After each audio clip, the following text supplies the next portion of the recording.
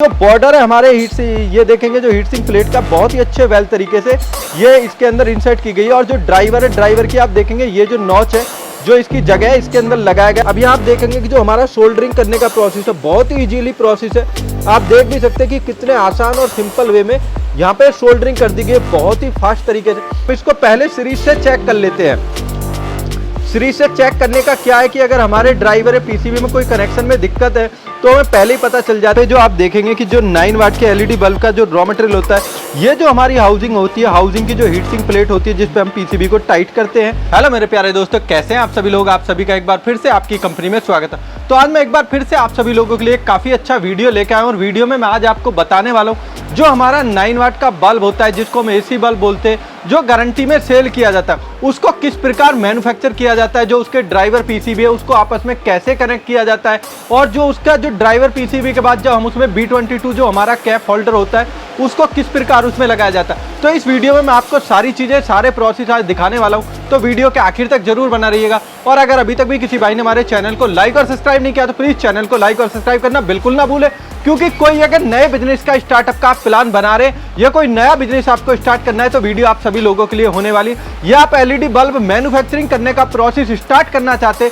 तो ये वीडियो आप सभी के लिए। तो वीडियो के आखिर तक जरूर बना रहिएगा और प्लीज हमें कमेंट में आप बता सकते हैं कि नेक्स्ट वीडियो किस टॉपिक पे बना सकते हैं। तो आइए हम वीडियो को स्टार्ट करते हैं और देखते हैं कि किस प्रकार एलईडी बल्ब को बनाया जा सकता है। तो सबसे पहले जो हमारा एलईडी बल्ब का रॉ मटेरियल होता है मैं वो आपको दिखाने वाला हूं कि एलईडी बल्ब का जो रॉ मटेरियल होता है उसमें क्या क्या आइटम होता है। तो एलईडी बल्ब के रॉ मटेरियल के बाद कैसे उसको आपको मैन्युफैक्चर करना है, कैसे उसको आपको असेंबलिंग करना है, तो सारे प्रोसेस इस वीडियो में मिलने वाले। तो वीडियो के आखिर तक जरूर बना रहिएगा। तो मेरे प्यारे दोस्तों, यहाँ पे जो आप देखेंगे कि जो 9 वाट के एलईडी बल्ब का जो रॉ मटेरियल होता है ये जो हमारी हाउसिंग होती है, हाउसिंग की जो हीट सिंक प्लेट होती है जिस पे हम पीसीबी को टाइट करते हैं, ये हमारा B22 होल्डर हो जाता है। ये हमारी हाउसिंग होती है, ये इसका डिफ्यूजर होता है, ये हमारा ड्राइवर और पीसीबी है।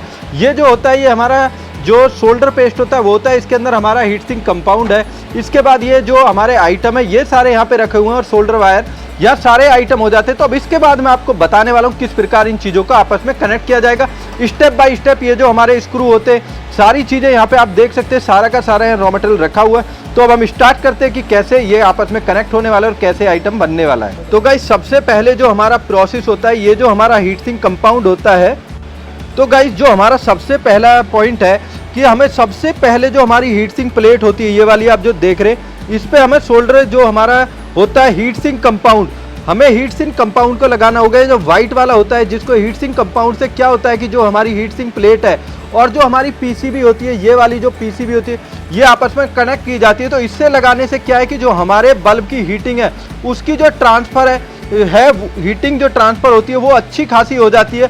और दूसरा क्या है कि जब हमारे दो मेटल्स आइटम आपस में कनेक्ट होते हैं तो उनके बीच में कुछ ना कुछ गैप रह जाता है। तो उस गैप को भरने के लिए और जो उस गैप के अंदर से हीटिंग ना ट्रांसफर हो पाती है तो उसकी वजह से हम यहाँ पे हीट सिंक कंपाउंड यूज करते हैं। तो हमने इस टिकली पे आप देखेंगे कि जो हमारी हीट सिंक प्लेट होती है इस पे हमने इस पे हीट सिंक कंपाउंड लगा दिया। अब इसके बाद हम अपनी जो हमारी प्लेट होती है पीसीबी को दोनों को एक साथ रख लेते हैं। अब इसके बाद हमें screw driver, electric screw driver की मदद से हम इसमें जो हमारे स्क्रू होते हैं उनको टाइट कर दिया जाता है। देखेंगे आप स्क्रू ड्राइवर की मदद से किस प्रकार इसको बड़े आसानी से यहाँ पे टाइट कर दिया गया। अब हमारा जो पीसीबी है, पीसीबी और प्लेट को आपस में कनेक्ट कर दिया गया। अब इसके बाद जो हमारा नेक्स्ट प्रोसीजर है, हमारे नेक्स्ट प्रोसीजर में हमारा जो ड्राइवर होता है ड्राइवर को इसके साथ कनेक्ट कर दिया जाता है। ड्राइवर को हमें विशेष ध्यान रखना है जो हमारा प्लस वाला पॉइंट है वो रेड के साथ और माइनस वाला पॉइंट जो है वो ब्लैक के साथ हमें कनेक्ट करना है। इस चीज़ का विशेष ध्यान रखना है। अगर आप कनेक्शन उल्टे लगाते तो आपका ड्राइवर और पीसीबी ग्लो नहीं करेंगे। तो ये अब हमारा यहाँ पे आप देखेंगे कि जो ड्राइवर है और जो पीसीबी आपस में कनेक्ट हो गए विद हीट सिंक प्लेट। यहाँ आप देखेंगे जो हमारा ड्राइवर है double poly single MOV 115 degree, आप देखेंगे भी 115 डिग्री का इसके अंदर जो कैपेसिटर लगा हुआ है और ये सिंगल आईसी के साथ 4 kV 440 वोल्टेज पास ड्राइवर है। तो अब इसके बाद इसमें जो नेक्स्ट प्रोसीजर है वो मैं आपको दिखाने वाला हूँ कि नेक्स्ट प्रोसीजर में तो इसको पहले सीरीज से चेक कर लेते हैं।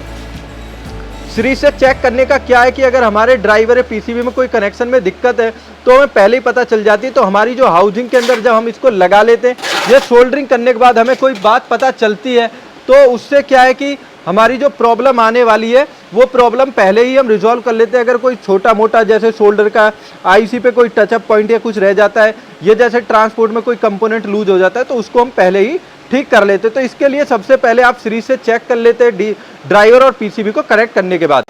तो गाइस इसके बाद जो हमारा ड्राइवर पीसीबी को हमें हाउसिंग के अंदर इस प्रकार कनेक्ट कर देना है।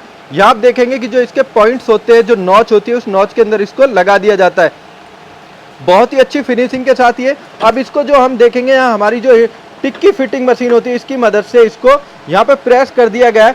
अब यहाँ आप देखेंगे भी कि जो हमारी हाउसिंग की हीट सिंक प्लेट थी वो कितने शानदार और बेस्ट तरीके से आपस में टच हो चुकी है, इंसर्ट हो चुकी है। अगर हमारी हीट सिंक और जो हमारी बॉडी अगर उसका प्रॉपर कॉम्बिनेशन नहीं होता है तो हीटिंग ट्रांसफर नहीं होती।